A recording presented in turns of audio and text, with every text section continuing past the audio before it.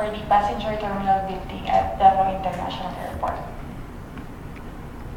Included in the reflooring program po, this portion from this corridor and then the gate lounge until sa boarding bridge.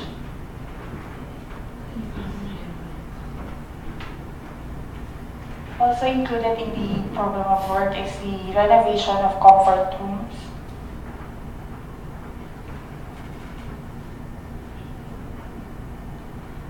Included din po is yung comfort room from the ground floor and mostly lahat po ng comfort room in the second floor.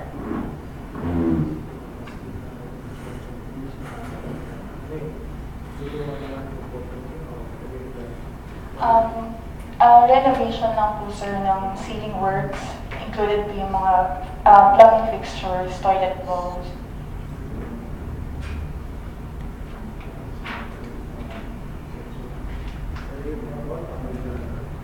Yes sir, papalitan din po lahat. Sa existing sir po, flash pipe po lahat na nandun. And then yung proposed po natin is AC sensor na po and lever type flash.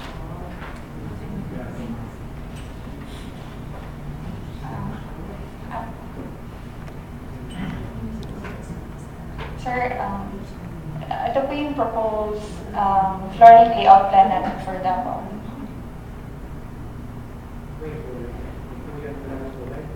Yes, sir.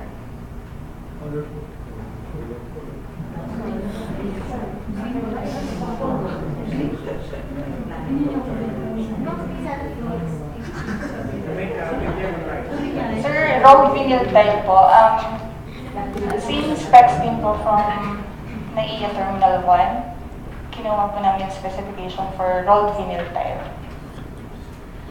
Magiging convenience sa existing kasi hindi lahat papalitan. So, pagka nilagay ko ba yan, tapos may existing na ano eh.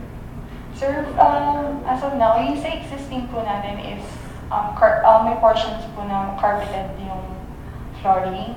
And sa propose po natin, yung ginamit po natin roll vinyl tile is with self-leveling compound po. So, kahit mas mababa po yung elevation natin, may concrete topping and then self-leveling compound para makuha pa rin po natin yung elevation ng flooring.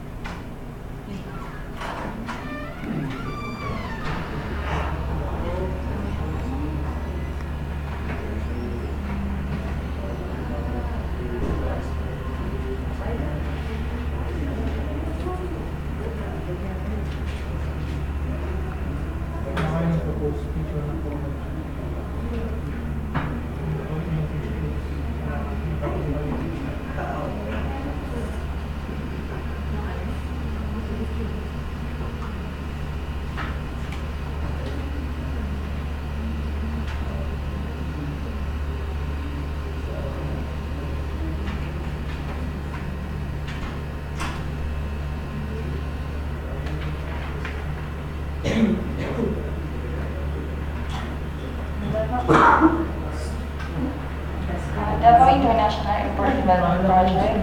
For this project, the EBC is 35,900,900. Yung mga na-consider na yung mga bago nating provision dun sa package sa 20.1 kay April. Bago na yan. Okay na. So,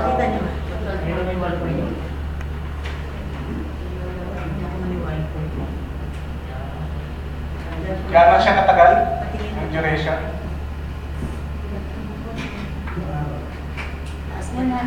Sorry.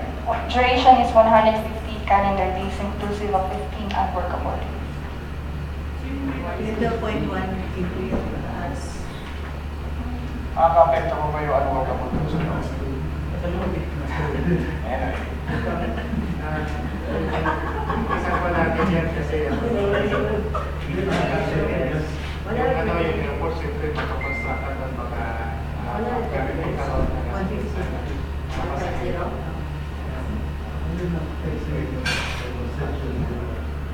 pero naka-import na yan sa 150 ka.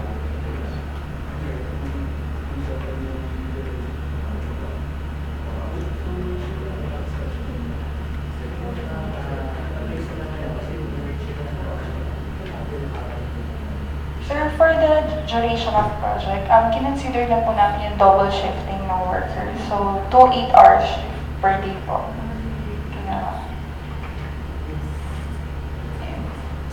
Naka-indicate din po sa program of work na kailangan i-consider yung sa labor natin. Sorry, labor component shall be based on a 8-hour shift per day. Yes, sir. Lumalabas yan nasa 300 days. Nasa 300 days pag ikaw lang parang.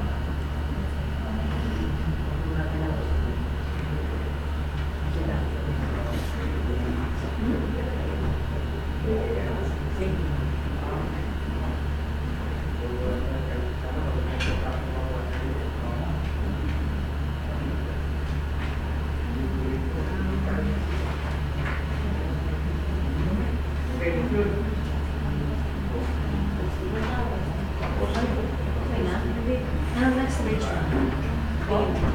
The second page. Recommendation ng technology. Teka lang, sir. Hit 3.1.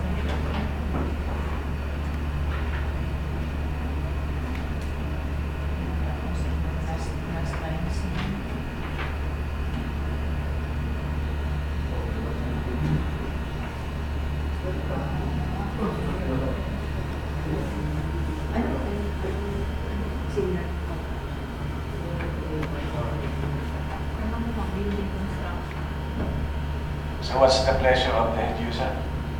To the chair, the end user would like to request for the posting of this project.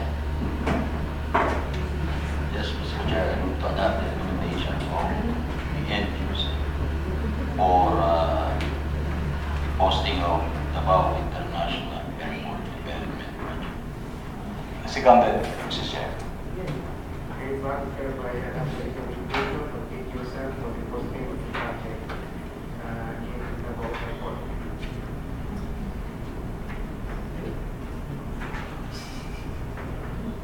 Next. Improvement the vehicular parking area in Eagle Airport. Kaya wala ko sa Kapuha.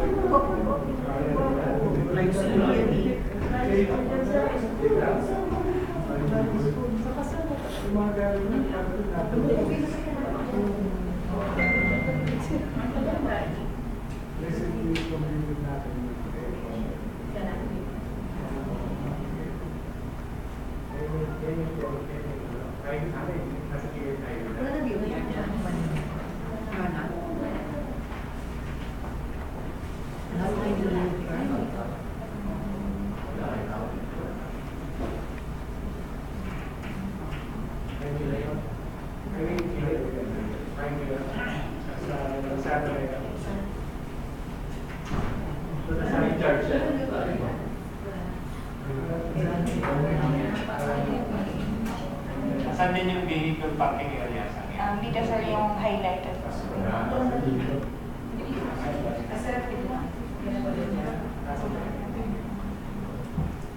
So, di parang may access sila doon sa side phone na yan.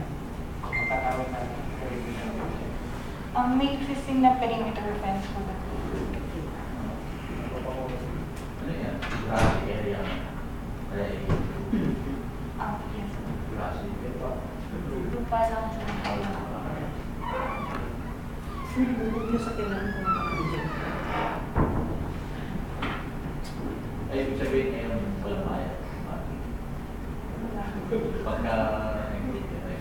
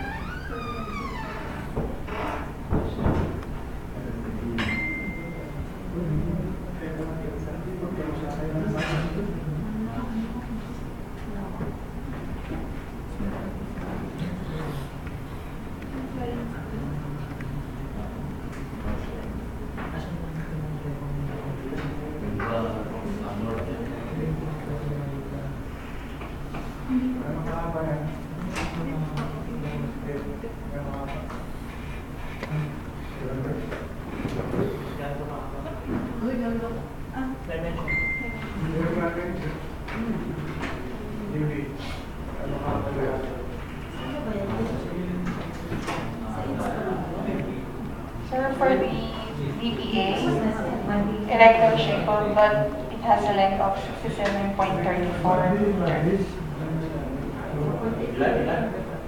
67.34 meters. Runway, sorry.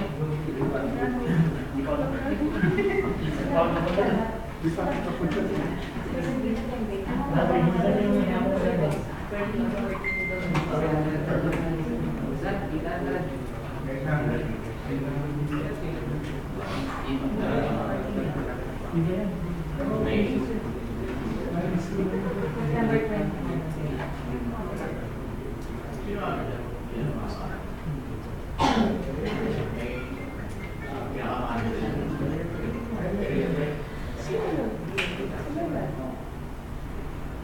Okay, so sisilipin lang yan. Yes, sir. Walang ilaw. Wala pa po, sir. Hindi po kasama sa program, sir, yung BPA lighting. Cooperating lang po, sir.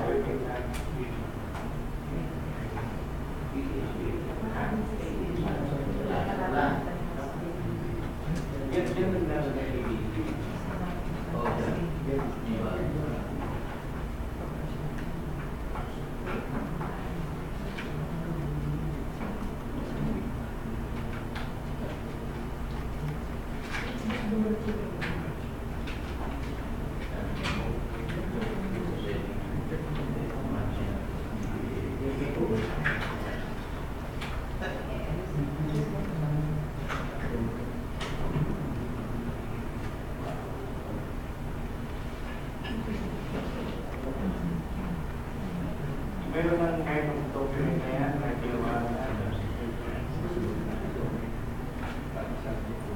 Tapos nag-include na rin yung division na hinihin natin. Bali, ilang araw? Duration of the project. 60 calendar days, sir. For the ABC of this project, 4,447,599.87.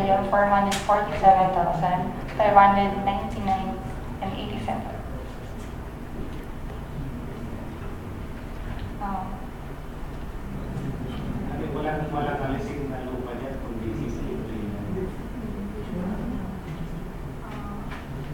Meron, sir, tayo for excavation and embankment, sir, para po mag-grade yung line. Kasi ang existing po dun, sir, parang ungraded po yung soil dun. So,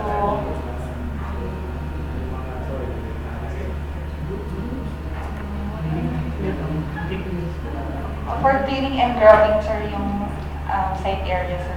For the disposal of fluid.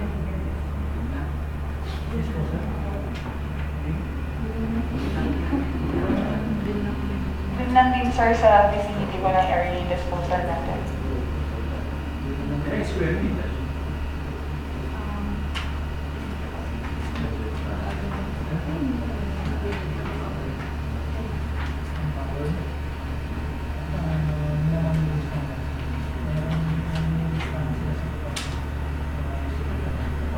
total area of concreting is 1,259 square meters. May drainage na rin yan. Wala po pong provision for drainage po, sir. Pero yung sloping area po ng PPA is papunta po sa highway.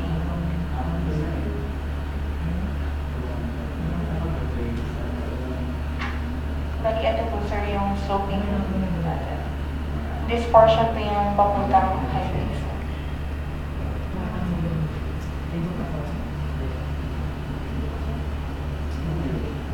Diba po, future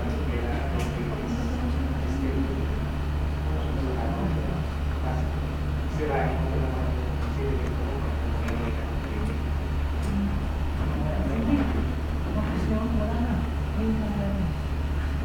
Bali, for the drainage, sir, kaya po, yung slope niya po papunta sa highway kasi ang proposal po is dito po lalagay natin yung drainage para makonect po dun sa ano.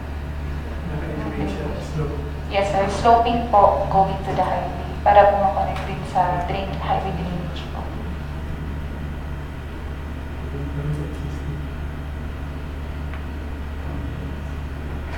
So what is the recommendation made user? To share, the end user would like to request this project to be posted. I think.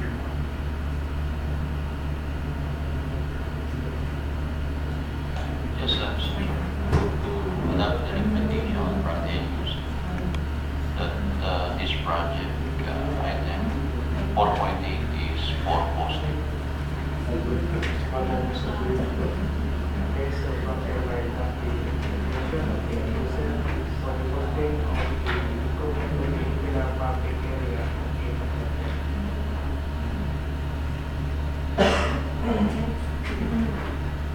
Number 9.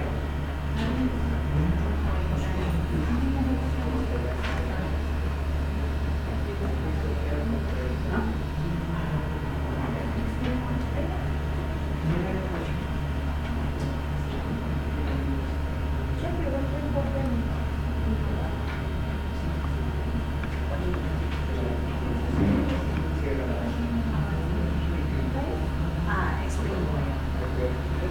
Kasi push-push. Explain mo.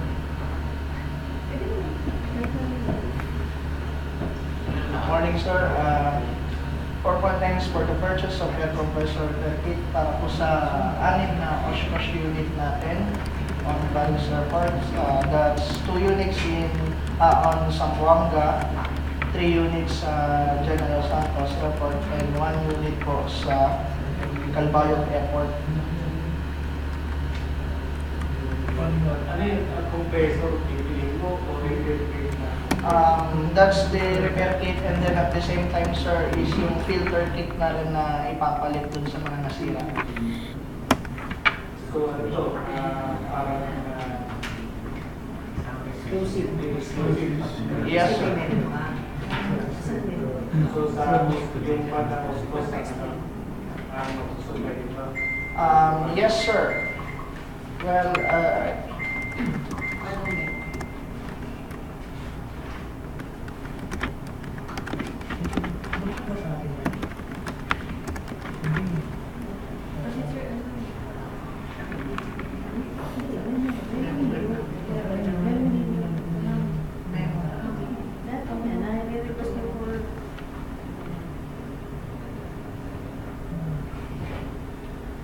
answer. So, we have our memo na requesting na sana this project na ma-procure namin to Oshkosh kasi since yung gagamitin namin ng mga spare parts is OEM po lahat.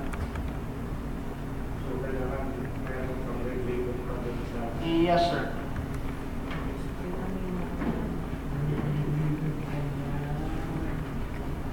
Exclusive sila.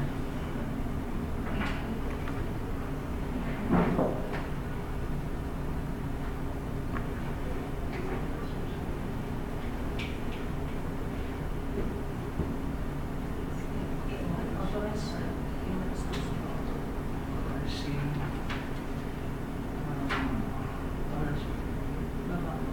exclusivity. Wala mga spare parts, ay walang spare na supply mo, di ba? Yan yung kapag kami bigyan natin mga tao. Yes, sir.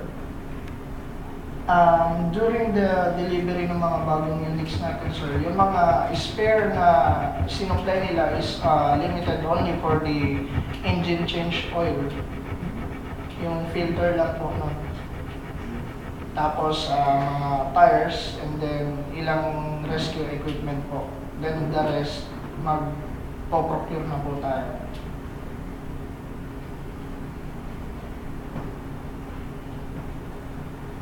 Yung mga repair kit na yan, hindi available sa market na Yes, sir. Kasi nag-check na rin kami para sa ibang mga bibilihin naming spare parts. Most of the spare parts is talagang OEM siya. Sa Oshkosh natin siya bibilihin. Then the rest, meron naman po mga locally available. So, hiniwalay na po namin yung mga parts na locally available. And then ang itinira namin is yung OEM, which is yun talaga yung ipoprocure namin through Asian Aerospace.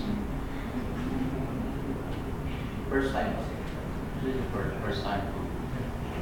Yes sir, this is the first time na mag-procure tayo sa kanila ng mga spare parts para ma-repair po yung mga fire trucks natin. Yung iba pong repair na pinandak natin is chinek namin since locally available po, bumili po kami locally, nag-procure kami locally. Yes sir, hindi po sa situation ngayon ng 6 na unit natin sa mga airport na yun. Kasi yung engine po mismo ng truck yung na-damage, kailangan palitan din yung gasket niya at the same time, plus yung air dryer niya and filter kasama po. Kailangan yung sa notary, dapat yan consolidated. Ano yata, sir, dapat exclusive. Authorized na naman ito. Maraming authorized. Para sa Singapore lang yan.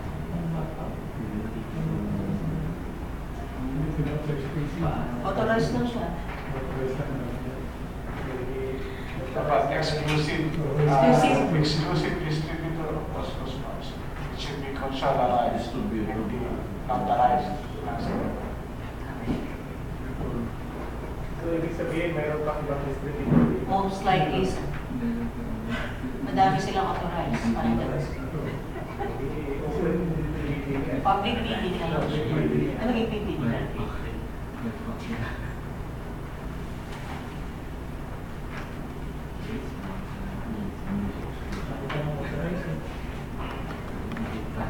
Public bidding nga siya o sa EPP.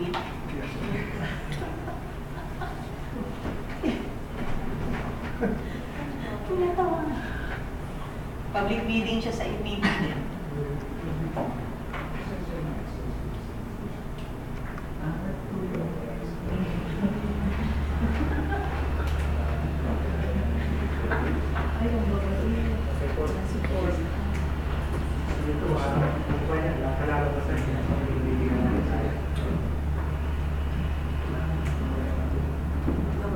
Yung mga post na parang galing sa akin. Yes sir, may quotation din po from Asian Aerospace.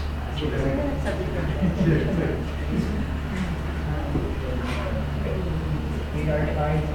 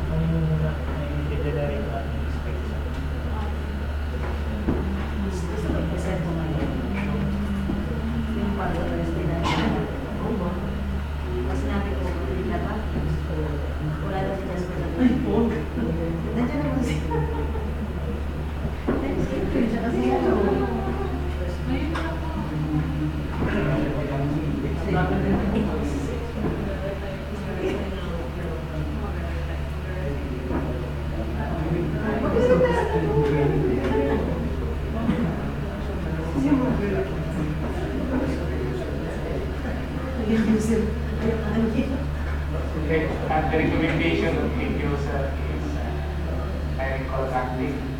But since based on the documents at input, the HRS Aerospace is distributor niya, exclusive distributor. Already authorized distributor. Authorized. So in that case, then we could not approve the request of the end user. Besides, the EPP says public bidding. Okay, so I think any motion from the motion to back. Yes, Mr. Chair, I move to adopt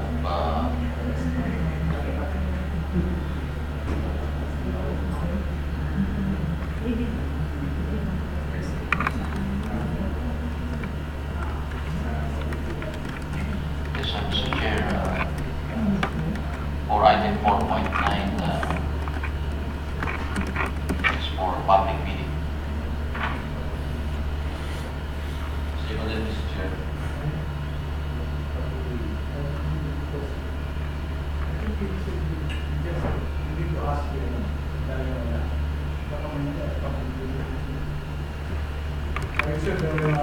Supplier. We're gonna push with the public bidding kasi baka magsimulan tayo ng proseso na. Refer muna natin yung procurement, pre-procurement, natin sa na we can recommend whether it's negotiated or public bidding.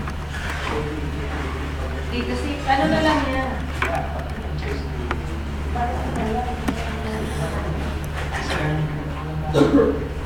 Mas safe kasi ang public bidding ko. Para wala makita ano. Kahit siya lang mag-bid, okay lang naman yun. Kahit isa lang, tanggap yun.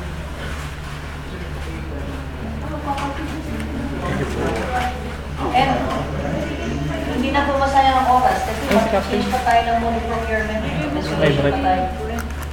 Pero if we prepare the bid documents now, ika-calendar na natin for pre-procurement. Ang concern ko lang dyan kasi ano yan eh, repair, di ba? Kasi ma-out yung mga guidelines natin. Pag-out yung guidelines, mag-downgrade yung capability natin. Ngayon, yung public bidding, kahit na i-ascertain na kagad natin yan, it's still longer than negotiated. Ngayon, kung talagang they cannot produce or they cannot justify the negotiated procurement, we go to the public bidding. Nag-i-rush nila ang pag-research din Yes, sa... we need to defer first the publication until they can recommend for the most appropriate procurement for this purpose.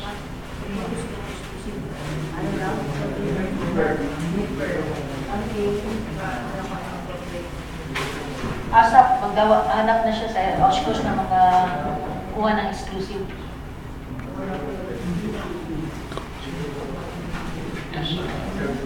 Yes, Mr.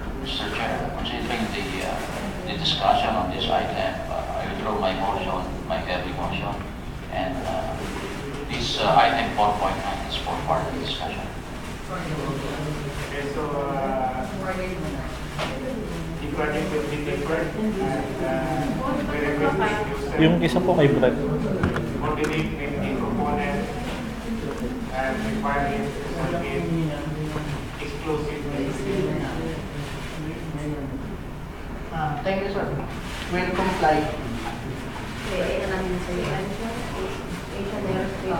Last. Excuse na. Excuse na.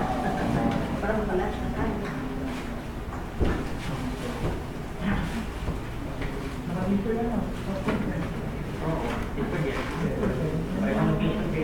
Nanalo, BTS. Wala pa. Wala pa. Gusto kayo, hindi ka na. Mag-aano na nagpusap na sila ayaw ng BTS pala dyan. Nagpusap na sila parang ginapuligi. Stand off. Stand off. Wow, sino mauna?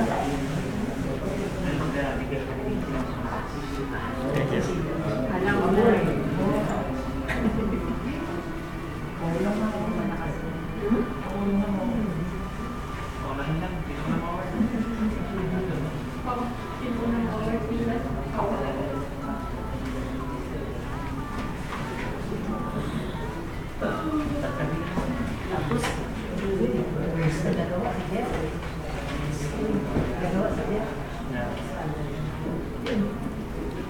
Diyan na kami na.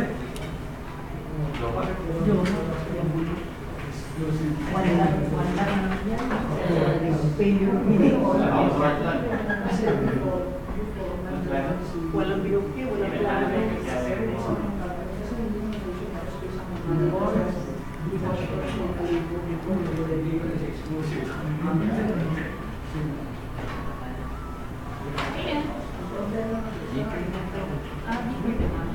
Ewan, di ko. Hindi ko mapilang sa ano muna?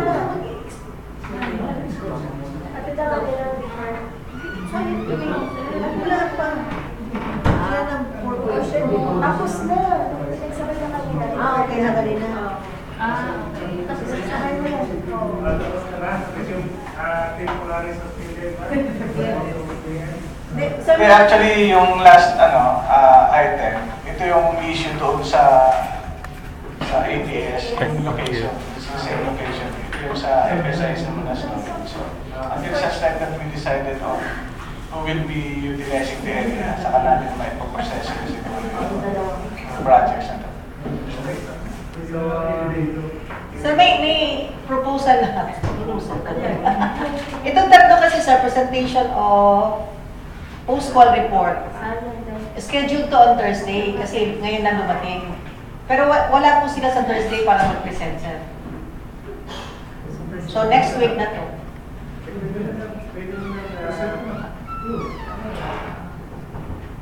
Kung gusto nyo po, i-present nila ngayon other matters natin. Ay, hindi ko alam. Ububo ka na. Other matter. Para mabawasan na po kami mga tama. Pero ibig sabihin, may meeting pa tayo sa Thursday. Meron.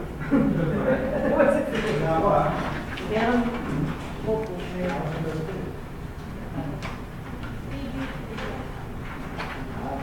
Sir, good morning. This is the post-qualification report for the construction of turnaround pads on both runway and runway strict correction at Butuan Airport. The bidder is SM Castro Management and Construction Services.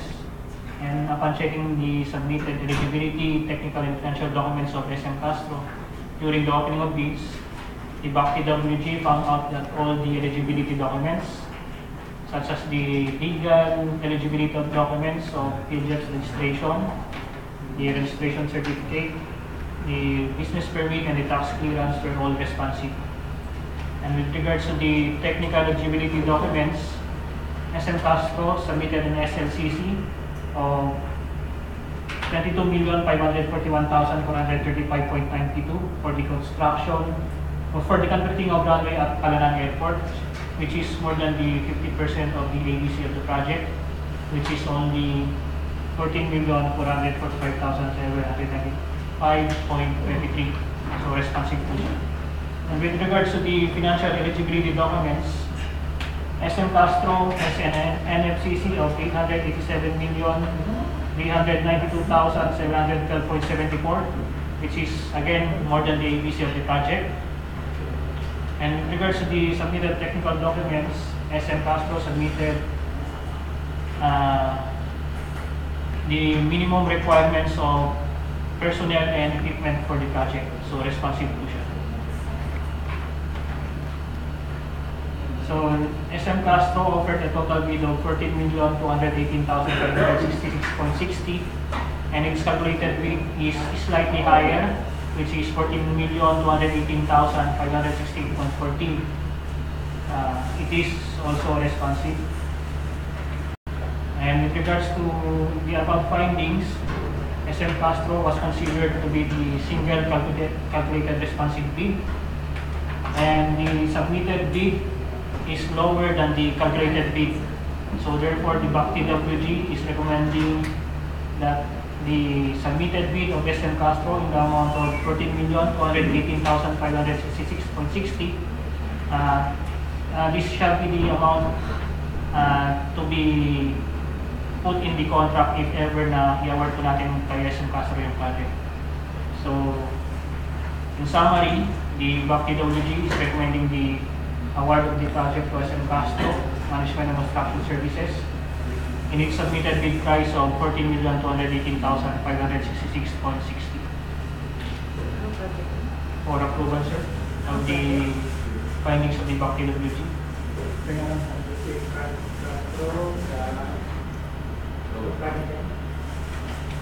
Turnaround fund.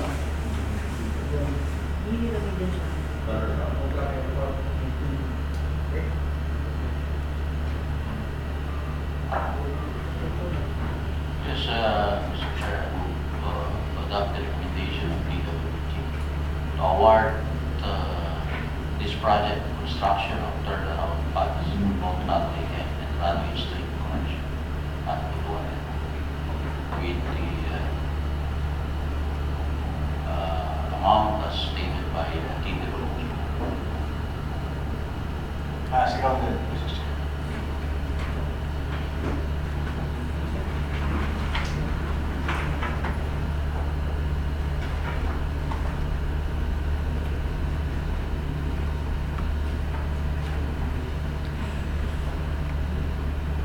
Next in the agenda, sir, is the post-qualification report for the consultancy services for Busuanga Airport Development Project.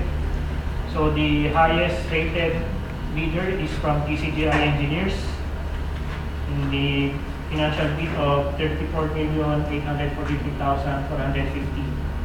So after conducting post-qualification report, post-qualification on the consultants, and with regards to the technical documents, all the technical proposals were submitted by the contractor, by the consultant, and responsive po siya from technical proposal form 1 to 8, responsive po siya. And with regards to the omnibus warrant statement, they also submitted a duly notarized omnibus warrant statement. So with regards to the financial documents, nagsubmit po siya ng financial proposal form 1 to 6, which are all responsive. And during the opening of the financial proposal of the consultant, they offered 35,439,850. And after negotiation with the BAC, the negotiated proposal was reduced to 34,843,450, or a difference of 624,965.04 on the ABC. So, responsive po lahat ng financial documents ni TCGI. And with reference to the above findings, the bid proposal of TCGI Engineers was evaluated and considered as the highest rated responsive bid for the consultancy services for the Busuanga Airport Development Project. In this regard, awarding of the contract in the amount of 34,843,450 to TCGI Engineers is hereby recommended for having complied with all the legal, technical, and financial documents. For approval, sir, of the recommendation of the BAC TWG to award the contract to TCGI Engineers for the consultancy services at Busuanga Airport.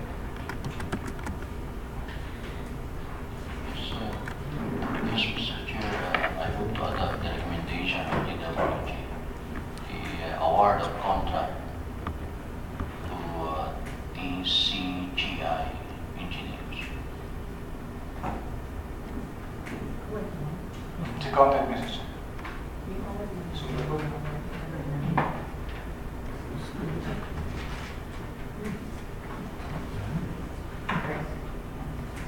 Sir, next is the asphalt overlay of runway at Butuan Airport. This is also a post-qualification report. And the bidder under post-qualification was SM Castro Management and Construction Services. And kagaya po kanina, all the eligibility and technical documents of SM Castro were responsive. SM Castro submitted this time an SLCC of 72,473,531.03 for the runway slope correction at Camiguin Airport, which is more than the ABC of the project, 50% of the ABC of the project, which is 97,929,644.48. So responsive po siya. Hindi mo, packing pa. And with regards to the NFCC, again, the NFCC is 887,392,712.74, which is more than the ABC of the project. And SM Castro met all the minimum required technical personnel and equipment for the project. So responsive po. So during the opening of bids, SM Castro submitted a bid of 97,741,601.12. And after bid evaluation, their calculated bid is slightly higher, which is 97,741,712.40, or a difference of 187,932.08 from the ABC. So the BAC TWG, after conducting the post qualification, considered the bid proposal of SM Castro to be the single calculated responsive bid for complying all the legal, technical, and financial requirements. So the submitted bid of SM Castro is lower than the calculated bid. So therefore, the BAC TWG is recommending to award the contract to SM Castro Management and Construction Services in its submitted bid price, which is lower than the calculated bid price of 97,741,601 pesos and 12 centavos.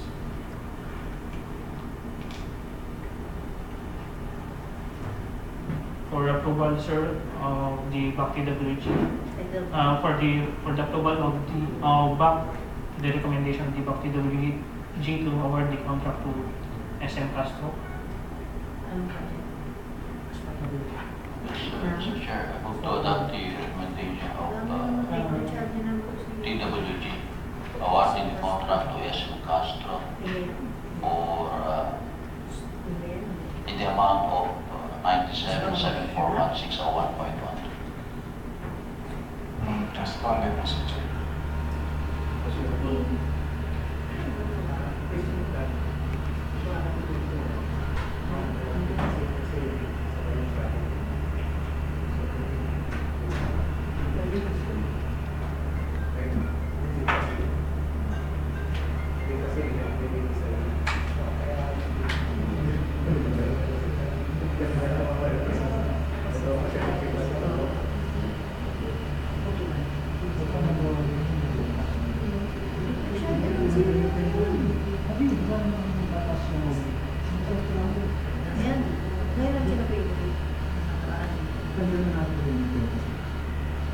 Yung tempasin, sir.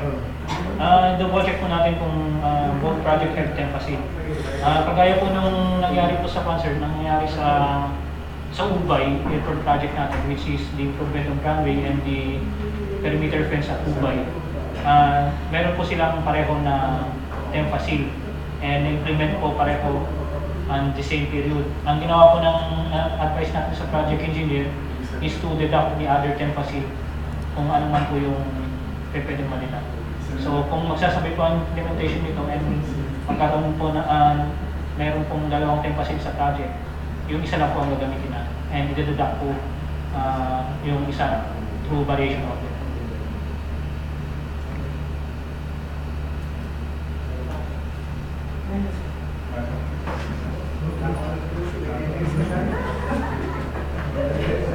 Ready sa maraming